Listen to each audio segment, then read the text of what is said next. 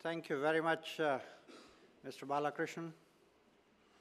Honorable Ministers, Chief Secretary, very senior officers of the government, and those who are linked through the video conference, and one of my great friends and colleague, where we share some board meetings together.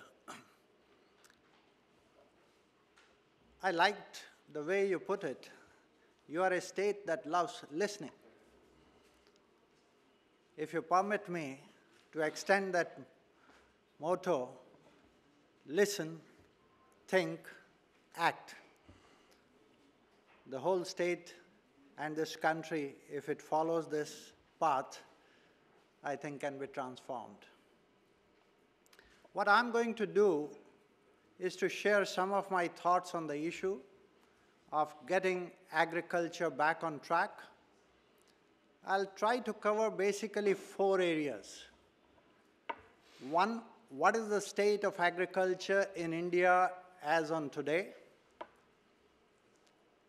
And why agriculture is really so critical for India?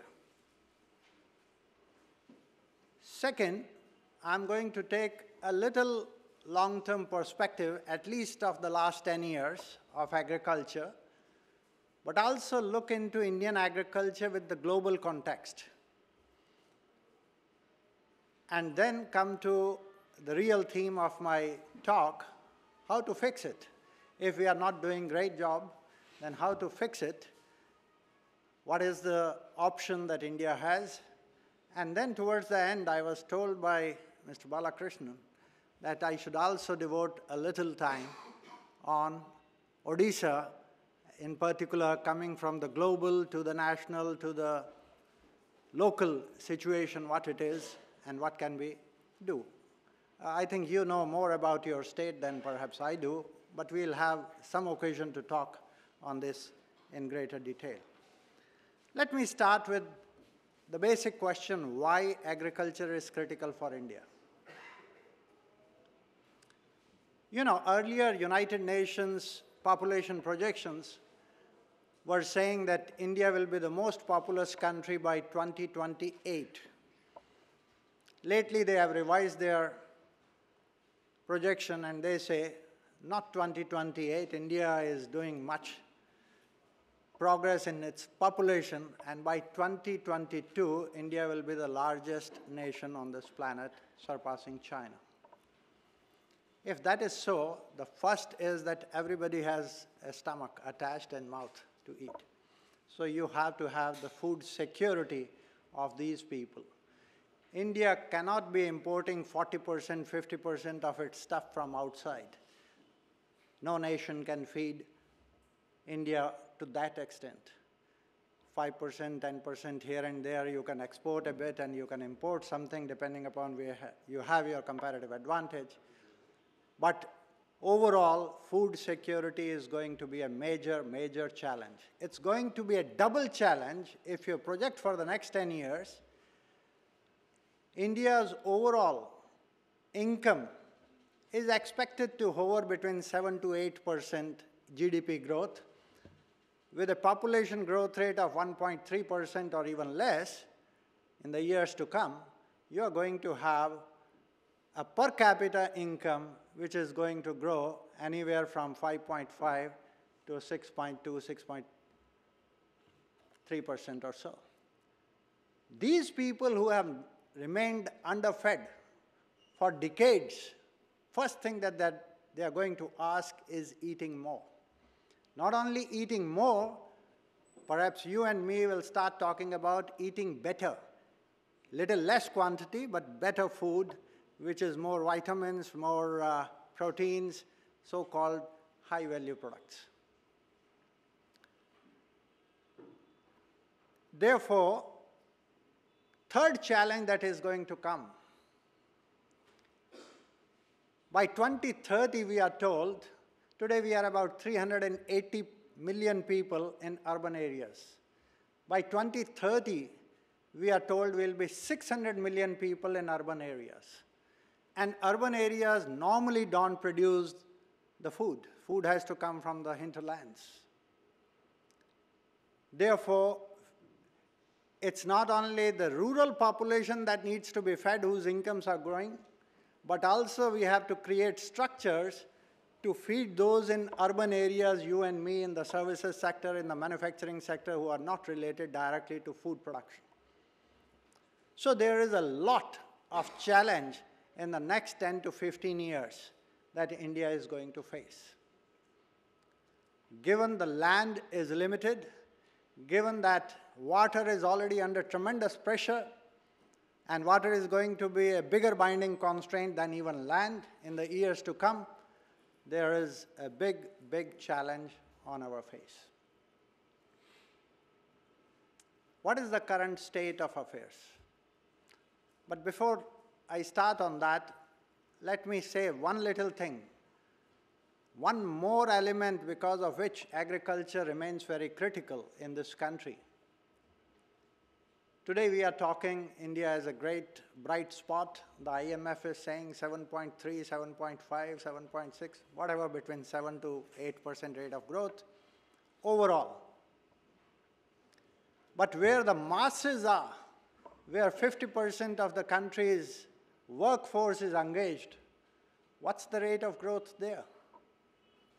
Last 2 years, 14-15 and 15-16, the agriculture rate of growth, which engages 50% of the workforce of the country, is less than 0.5%, less than 0.5%. To be exact, 0.45% per annum average of last 2 years, 14-15 and 15-16.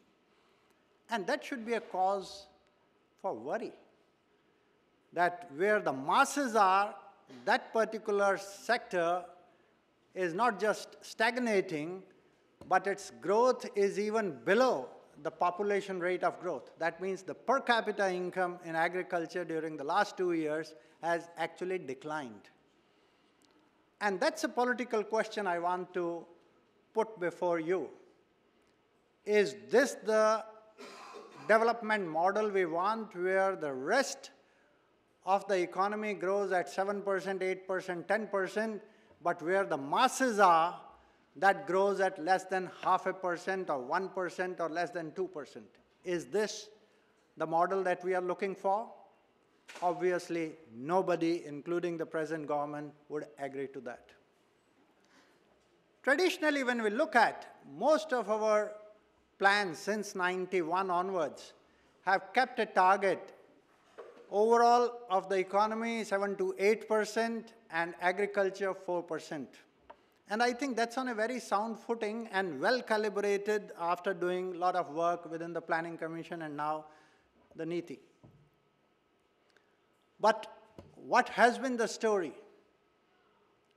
Last 10 years, 20 years, 25 years, long-term perspective if we take, let's take it from 2005-06 to 14-15, last 10 years.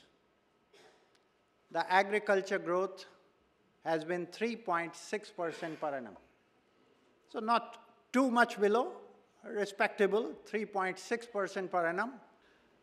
Now, if 3.6% is the last 10 years, last 25 years, if you take from 1991 or 91 onwards when the reform started, Indian agriculture has grown at around 3.2% per annum. So it's below what has been the target, 4% has been the usual target. But 11th plan, if you look only those 5 years, agriculture grew at 4% per annum. What was exactly the target? In fact, 4.1% per annum. And there is something interesting that happened during that period. If you look at, and that's the point I want to emphasize here, if you look at, since the reform started from 91 onwards, between 91 or 93, the data that we have from NSS, to 2004, and then from 2004 to 11, in which the 11th plan also falls, the rate of poverty reduction, whatever the way Planning Commission had been measuring, you may change the definition, but the rate of decline would be roughly the same. The rate of decline of rural poverty has been 3 times faster during 2004 to 11 than during 93 to 2004. I think this was never witnessed in the earlier history of India. And one of the factors, and I think the important factor, was that agriculture during this period has been growing. 11th plan was 4% per annum, and overall about 3.7, 3.8% per annum during this period. So there is an important lesson that if agriculture grows faster, poverty reduction can be very, very fast. And let me bring here some international perspective. We should not look only at Indian experience, but what is the experience globally in developing countries. And let me bring in a country with which we aspire to compete, and that's China. Let me spend 2, 3, 5 minutes on China's story. China did not start its economic reforms with manufacturing or smart cities or exchange rate or trade policy corrections. They started off with agriculture. I would submit to you, imagine an economy like a pyramid where the bottom is agriculture, the middle is manufacturing, and the top is the services sector. And normally the largest amount of labor force is always in agriculture. And what did they do? Between 1978 to 84, 6 years, first 6 years of reforms, they concentrated on agriculture. And you must have read at a number of places, they dismantled the commune system and went in for household responsibility system. That means giving land to the tiller in terms of you can now have your own. But what is not known in literature that much is that they liberated the agriculture prices. They used to control like we control agriculture prices always. And as a result of that, the agriculture GDP between 78 to 84 increased at 7.1% per annum, but farm incomes, because they liberated the price regime, increased at 14% per annum. 14% per annum, if the farm incomes were increasing, within 6 years, China was able to reduce its poverty by half. 50% reduction in poverty in China, which India achieved in 18 years. 93 to 2011, we took 18 years to half our poverty, whereas China took just 6 years, because the way they did, they fired the whole bottom, the pyramid, economic pyramid from the bottom. That created huge incomes for the rural economy, which started demanding industrial goods. And what were they demanding? More TVs, more refrigerators, from bicycles to two-wheelers, and then small four-wheelers, and so on and so forth.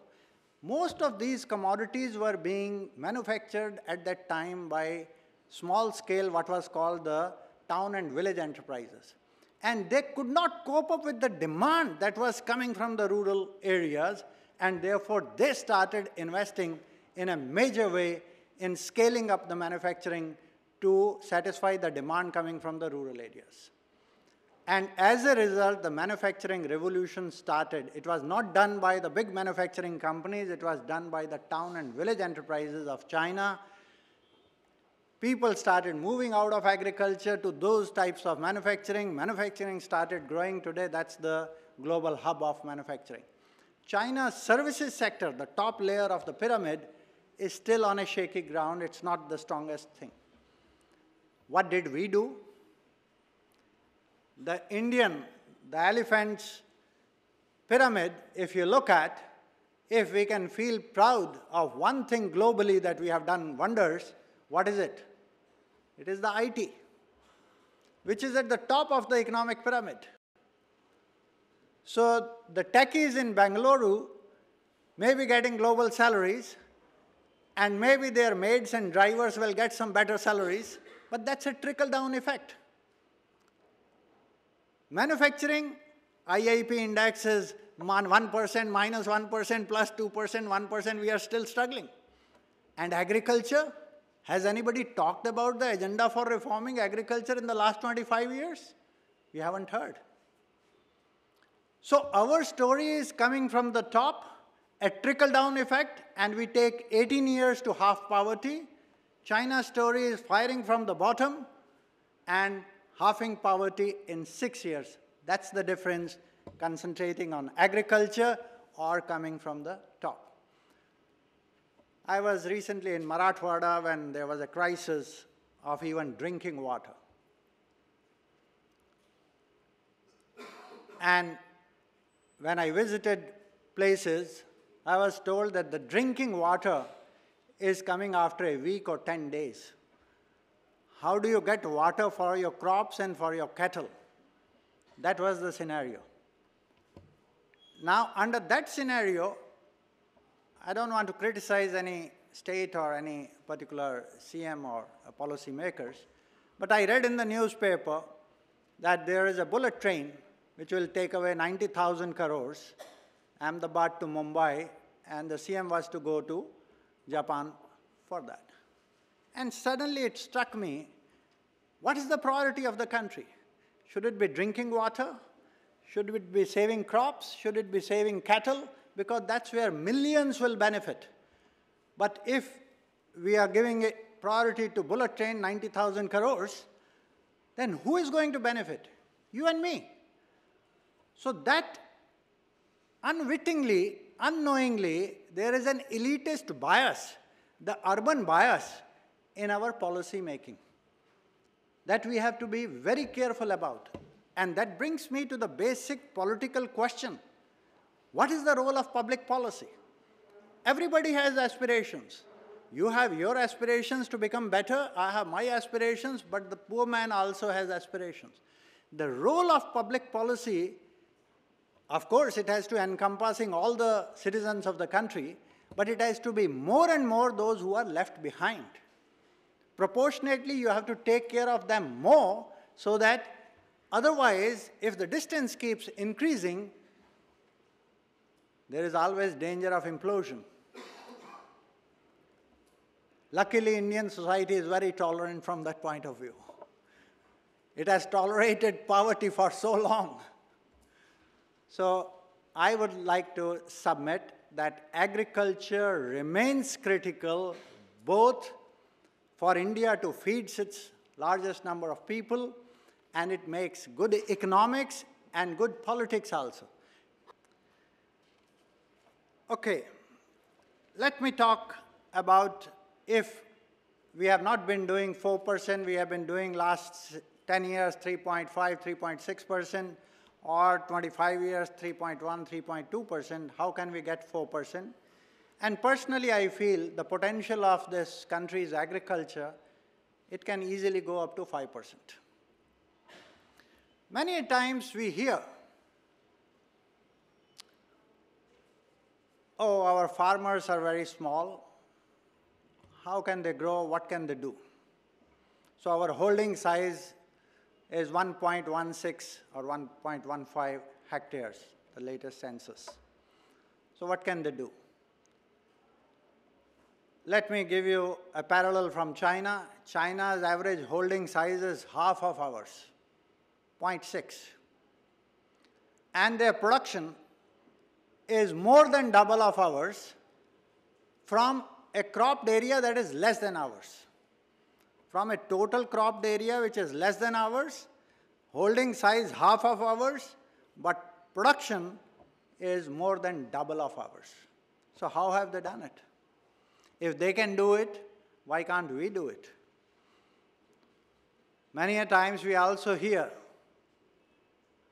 agriculture is a state subject. What can the center do in this? Was Green Revolution in this country brought by the states? It was a decision taken by the center. It was a strategy planned at the center. Of course, Delhi cannot grow all the wheat or rice. States have to pitch in. But a strategic move was at the center. The second biggest revolution that India has experienced in its agriculture was the White Revolution. Milk. And to give you just one little example, in 1951, India's milk production was 17 million tons, 1-7. US at that time was 53 million tons. Today, US is about 91, 92 million tons, and India, anybody, any guess? 145 million tons, 145 million. I think many of you are of my age here who remember those days we used to stand in the queue for 2 hours to get 2 liters of milk. Today we are the largest producer of milk in the world. And we are still processing only 20% of our milk through the organized sector. There is a huge potential to go forward. And that revolution was brought about in Anand, Mr. Kurian, who did the institutional engineering. It was not new technology. The Green Revolution was bringing in seeds from outside, 18,000 tons of Lerma Rojo and Sonara 64, the 2 seeds that came from Mexico, ushered in the Green Revolution. Those seeds were the catalysts and seeds were not ours. Remember this. It was coming from outside. But White Revolution was ours, and there was no seed. It was just institutional engineering. Innovation in aggregation, innovation in putting the whole value chain system in place. And we saw the wonders of that. Last 15 years, there have been 3 mini revolutions within Indian agriculture. Cotton is one. If you look at, and that's Mr. Balakrishnan, if you permit me some commercial advertisement, that is the piece today in Indian Express and Financial Express. The 2002-03 and whatever cotton production is today, 170% up. And it was, the catalyst was the seed BT cotton. We may agree on BT questions and all the debate. Today, 95% of cotton area is under BT. It did not happen even for wheat or rice. It is the biggest revolution. And these seeds again came, and this time not from CIMET or any public institution globally, but by one of the biggest multinational in the world. Monsanto, Mexico collaborated and brought those seeds. There is another. Now, if you had not brought in that seed and business as usual had prevailed in cotton, we would have been today one of the biggest importers of cotton. I have worked it out in that paper that we would have imported about $25 billion worth of cotton between 2002 and 14-15 if those seeds were missing. So there is a saving on potential imports of 25 billion. But we became net exporter. We are the second largest exporter of cotton in the world. And between 2002 and 14-15, we exported cotton to the worth of about $21 billion. And because of extra cotton that was produced, there was extra yarn compared to business as usual scenario that was exported, which was about $10 billion. So in total, about $55 billion of net savings and exports that the nation gained by one major decision that was taken by NDA 1, 26th of March 2002 under the leadership of Mr. Atal Bihari Vajpayee, who was convinced that biotechnology is a revolution in the offing and India cannot stay behind, it must lead. $55 billion to one decision taken on 26th of March 2002. Similarly, I can go on and on. There is a revolution in hybrid maize, doubled the production. There is a revolution in Pusa Basmati. Very fascinating thing has happened. But the point I want to hammer, because you said bring in some global thing, that these seeds, except the Pusa Basmati, which was ICAR, are coming from big multinationals. And why they are coming from big multinationals? Whether it was BT cotton or hybrid maize, much of that is private sector and multinationals. You look at ICAR, sir.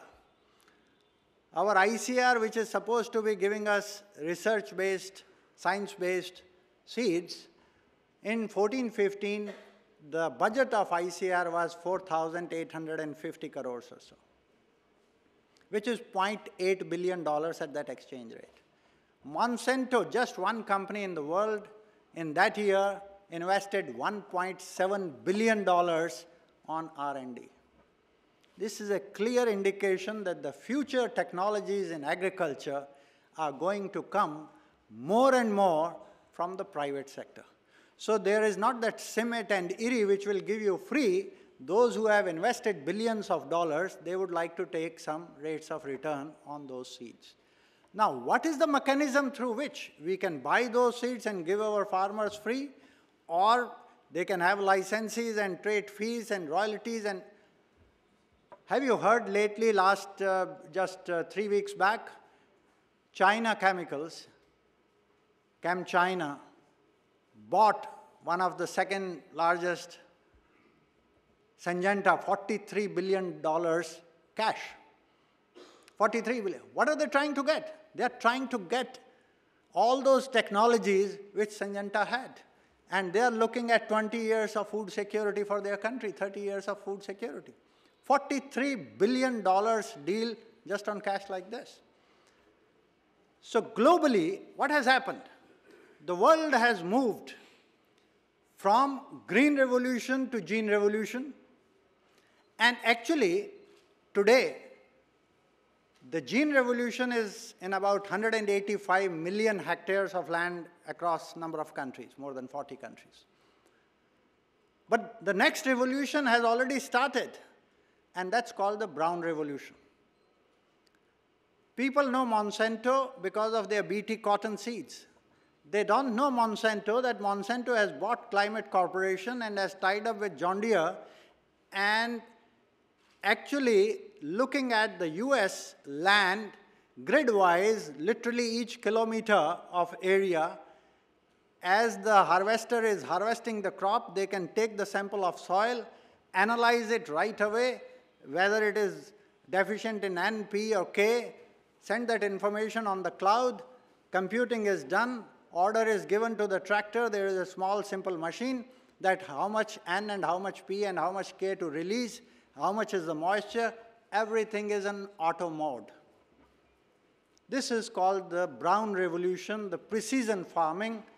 As a result, their maize yields, if you drive from Illinois to Iowa, you find that entire belt anywhere from 9 tons to 11 tons per hectare.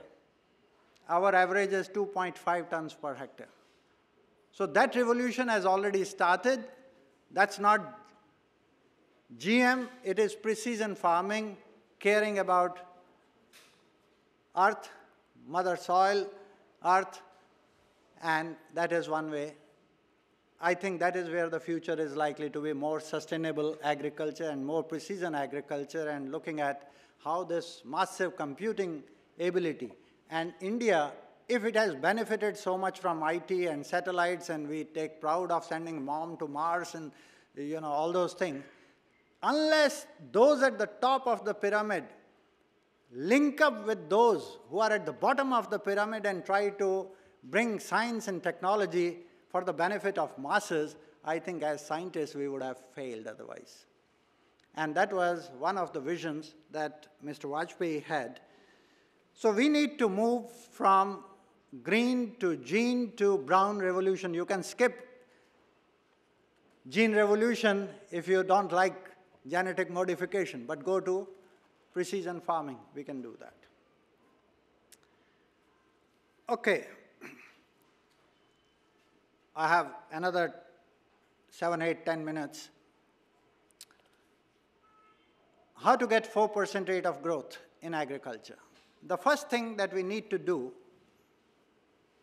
there are two things that matter to turn around agriculture sector. One is the technology that we talked about. The other part, and that is a sad part of the story, because I have been in the corridors of policy making in Delhi, and I find the entire policy making of agriculture, or 80 to 90% of that, is pushing higher production, higher production, higher production, without ensuring who will buy this. So it is more from plow to plate. That era when there was huge shortages in this country, whatever is produced will be consumed, that is not anymore. Today we have to look and put the whole thing upside down. It is plate to plow. What the consumer wants, look for that. Not only in India, but outside India. So look for the markets first and then streamline your entire value chain. Agriculture of tomorrow is not farming alone. The two sides of the same coin, production and marketing.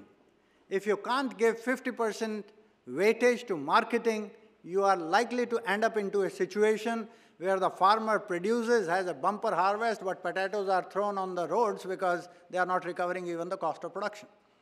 2 rupees a kg. That is what is going to happen. So we have failed miserably on the marketing part of this. And I think that is where the value chain approach, and we need not go to anybody else in the world for that. We have done ourselves in milk. How we have done in milk? We have connected Delhi and Mumbai and all these mega consuming centers with the production centers. And we have put in investments in the logistics, from aggregation at the farm level, in the villages, societies, put a chiller there, then have the logistics to transport it and process it, and then within 24, 48 hours, it is delivered to the consumer. The same thing needs to be done in fruits and vegetables. That's where we are failing. Our wastages are one of the highest in the world. We were chatting yesterday whether cold storage is a solution or not. Cold storage is only a little part of the story. You look at the vendor who is selling it. Now, on his push cart, if the temperature is 44 degrees and at night he is not able to sell the entire produce, next day his produce, because he doesn't have refrigeration, and therefore next day his produce will be half the price. So there is a huge value loss. Why can't we do simple things? Make that push cart a new design with a solar panel at the top, a little refrigerated thing right there. There is a display section. Any engineers, just 5 engineers, 2 engineers in IIT, Delhi or Kharagpur, anywhere, they can put it in place, and you can bring about a revolution of how to have organized retail. Call it the Amul model. Amul is selling its ice creams on commission basis at 14% commission that they give. And it is selling every corner. You can have one of your tribe's persons, many of you may be knowing, who has just sought voluntary retirement, is doing Ola Sabzi Wala. Like Ola cab, you can track where it is and can ask to come home anytime. Actually, you can have the Sabzi Wala coming to your house anytime that you want. So that new venture is in the offing right in Delhi by one of your people who was making all these farmer producer organizations, Pravesh Sharma. So he has started off this new venture, and let's see, some interesting things will come up. Ola Sabzi Wala. So, point that we want to say is that we need to create value chains which can save the wastages and link up the consumer with the producer, shorten the entire value chain, and therefore a higher percentage of the consumer's rupee can go to the farmer. If we can do that, we can turn around agriculture, not 4%, but 5%. Therefore, my submission is, once we have fixed up certain basic things on the supply side, that is production side. We must make our focus more and more on the marketing side and how to lay down an efficient value chain. That is the mantra. Just wheat and rice or even coarse cereals that you were talking about are not going to take you far enough, because the demand for cereals, per capita consumption of cereals will be falling. People's consumption patterns are going to be shifting towards more of protein and more of vitamins. That is milk, dairy products and livestock products and fruits and vegetables. So I think that share will keep on increasing, and it will require a very fast moving infrastructure, much modern infrastructure, and that is where big investments from domestic as well as from outside can come in, and that will provide a lot of off-farm employment in the rural areas itself. That is the mantra to turn around agriculture in India. Now, I was told that 5 minutes I should also speak about Odisha. You know, when I was looking at Odisha's agriculture growth, and I was surprised somewhat that it's last 10 years, you correct me if I'm wrong, but my office worked it out, 2.4% rate of growth, average annual. There is volatility, of course, and depending upon the years that you put, but I'm taking, let's say, 2005-06 to 14-15. What amazed me when I looked in comparison to all India or the higher growing states, the irrigation cover in Odisha is way below, 35-36%. The untapped potential of irrigation is still huge. Groundwater, the electricity consumption, we are talking, electricity consumption of the total electricity consumed in the state, only 1.3% is going to agriculture, only 1.3%. That means groundwater cannot develop without having power, because through diesel it is a very, very expensive proposition. So unless water is under control, better seeds cannot take you very far off. Fertilizer consumption is less than half of the all India average. All India average. Don't talk about Punjab, Haryana. Punjab, irrigation is 98%. Fertilizer consumption, 200, 250, 300 kilograms. Odisha, 50 kilograms, 55 kilograms. So don't talk of, but even the all India average, you are way below on that. Therefore, you know, I had an occasion to talk to some senior policy makers in a state, because last 10 years, the highest rate of growth is Madhya Pradesh. And I talked to the chief minister. I said, sir, your state agriculture is growing even faster than Gujarat had grown. What is it that you did? He said, in first phase, I concentrated only on 3 things. Water, irrigation, bijli, and sadak. Bijli and irrigation, both surface and groundwater, so that was water and roads, basically. This was his first 5, 7, 10 years agenda. And now he is looking at building value chains of high value agriculture, the corridors for livestock or fruits and vegetables, and how to take it forward. So I think Odisha, to me, I think we need at least half a day session on discussing details and the analysis of Odisha.